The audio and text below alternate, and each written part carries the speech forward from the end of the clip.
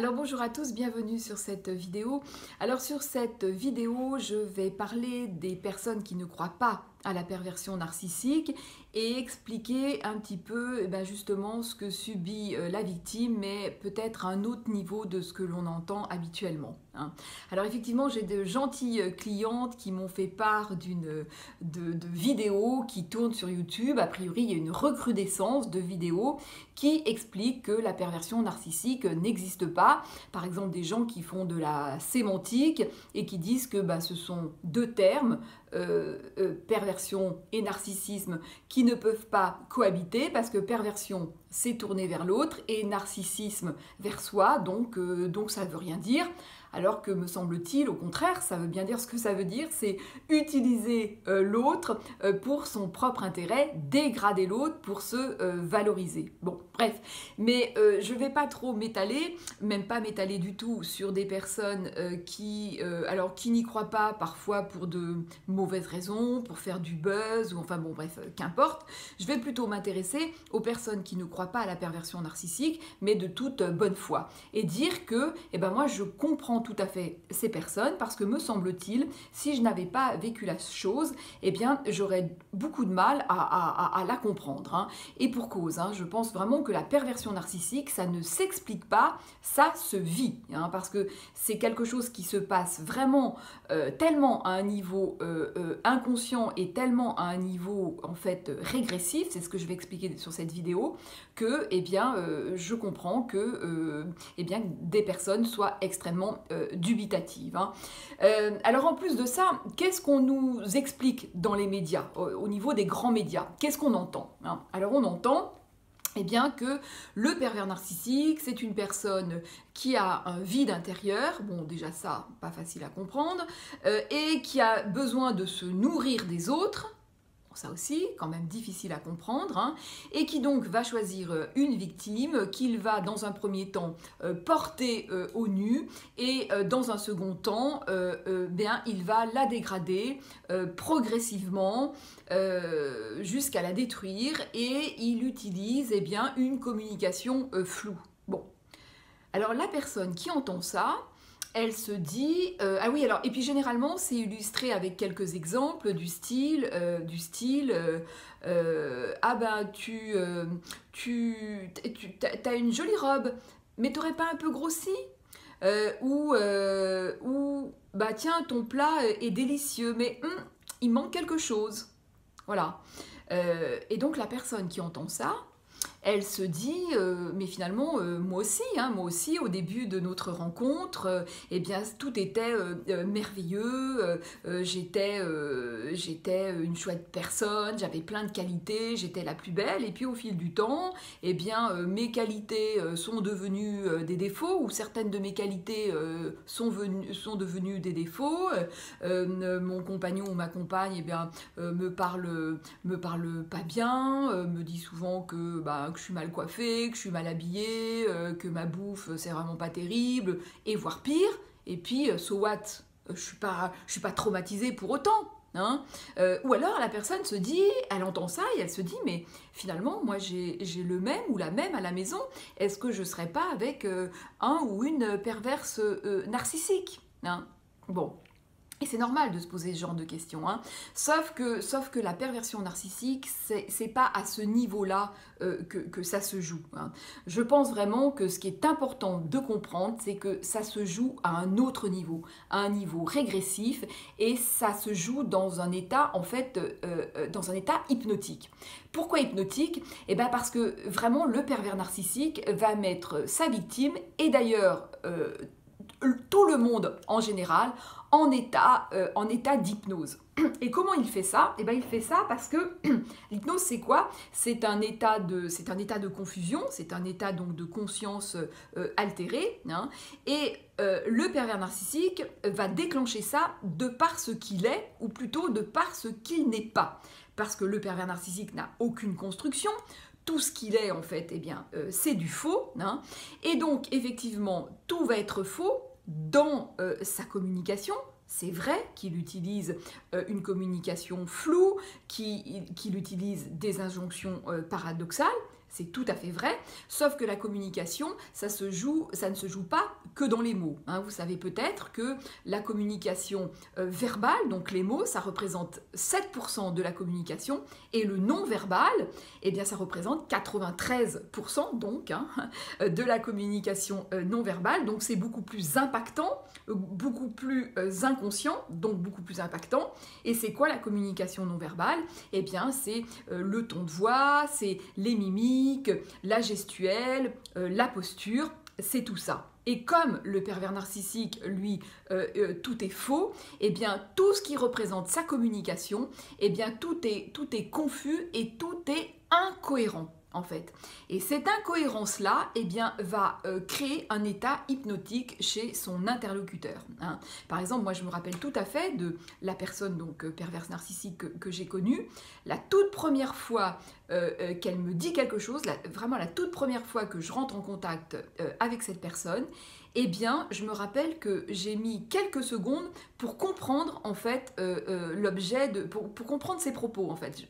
Pendant quelques secondes, moi qui suis très sensible au non-verbal, je me suis dit, mais de quoi elle me parle? Qu'est-ce qu'elle me raconte? Hein. Et puis après, bon, j'ai compris. Et je me rappelle tout à fait, après, évidemment, rétrospectivement, je me rappelle tout à fait de nombreuses fois où, justement, en groupe, eh bien, comment cette personne pouvait créer cet état hypnotique. Et je me rappelle tout à fait me dire, mais finalement, elle dit quoi là? Elle dit absolument rien. Et pourtant, eh bien, on a l'impression qu'elle dit des choses absolument incroyables. Donc, c'est en fait cet état hypnotique et finalement, chaque personne remplit ce truc-là avec ce qu'il est. Hein. Donc, voilà ce que fait le pervers narcissique. Il crée cet état, donc, il altère votre vigilance au niveau de votre cerveau. Et après, qu'est-ce qui se passe? Ben, en fait, lui, il est resté à un niveau totalement infantile, hein, et donc son délire, c'est finalement de devenir vous. Hein. Donc il va en fait s'emboîter dans votre faille narcissique. Hein. Généralement, la victime du pervers narcissique a une faille narcissique. Hein. Donc il va s'emboîter dans votre faille narcissique. Et là, eh bien, il va complètement jouer finalement avec cette faille-là.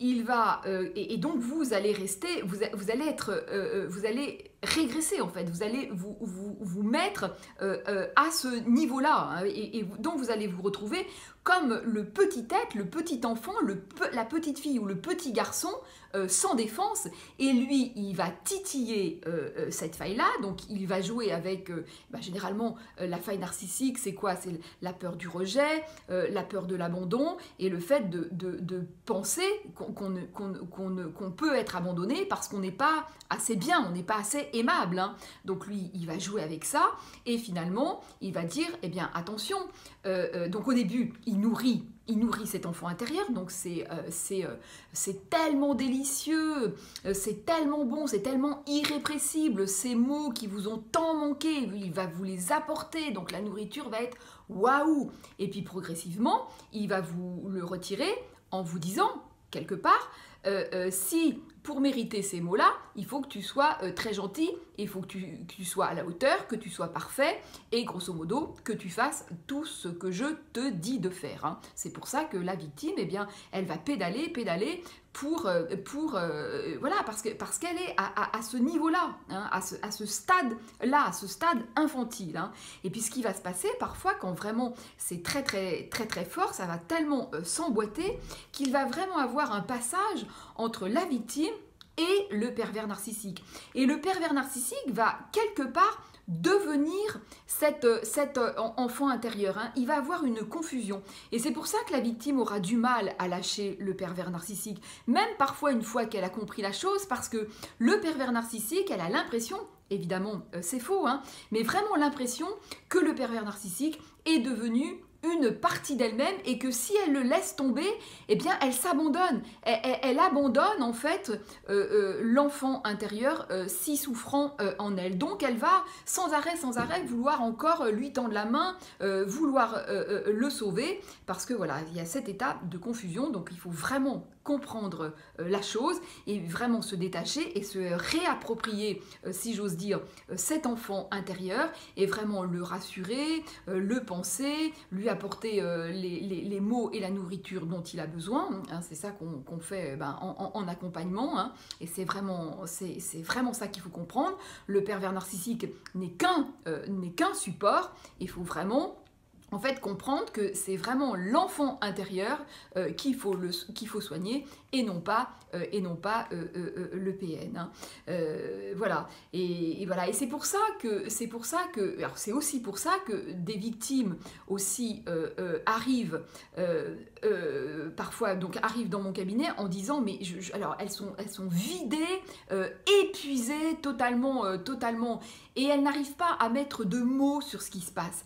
Elles sont dans une perte identitaire et elles se disent ça va pas, mais je n'arrive pas à mettre des mots parce qu'il y a une confusion totale et ça s'est passé aussi à un niveau vraiment à un niveau inconscient. Et c'est aussi pour ça que des victimes disent mais finalement alors effectivement il m'a refilé ses défauts, mais aussi il y a vraiment des choses qui m'appartiennent. J'ai été jalouse, j'ai eu peur.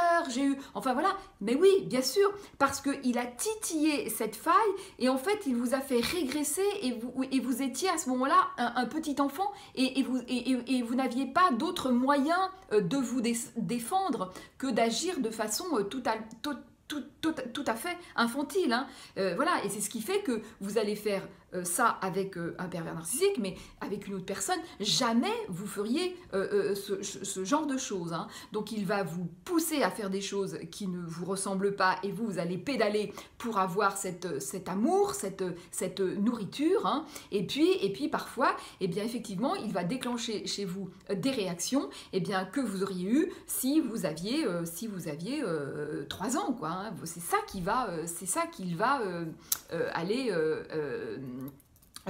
réveiller, quoi. Hein. Donc voilà. Donc écoutez, je pense que j'ai à peu près fait le tour de ce que je voulais vous dire sur le sujet. Donc n'hésitez pas à liker, à commenter, à m'interpeller, à partager. Et je vous dis donc à très vite dans une prochaine vidéo. Et prenez bien soin de vous. À bientôt.